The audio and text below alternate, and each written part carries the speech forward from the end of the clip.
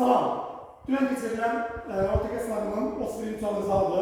AB məntəqələrindəki şirin ömrümüzün orta vaxtı günəş şalları eyni imtihana düşür.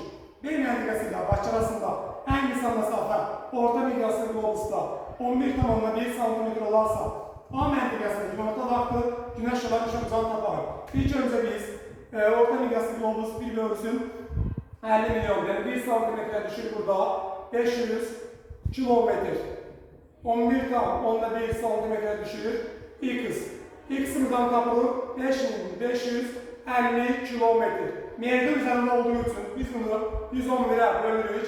Eləyir 50 derece. Ben 40 şimal enliğinden, Bakı yerləşir 40 şimal enliğinden. 40 şimal enliğinden 50 derece cənubacaqsa 10 cənub enliğindən çıxaram.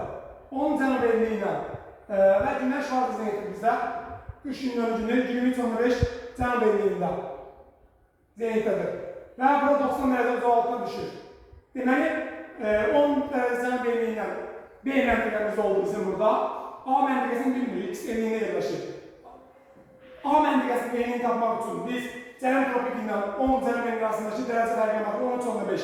Deməli, biz cənub tropikindən 13,5 aşağı gəlsək, 37 cənub enliyinə gəlib çıxa bilərik. Deməli, həm 37 cənub enliyinə, həm 10 cənub enliyinə günəş şarı enliyinə uzaqlaşacaq.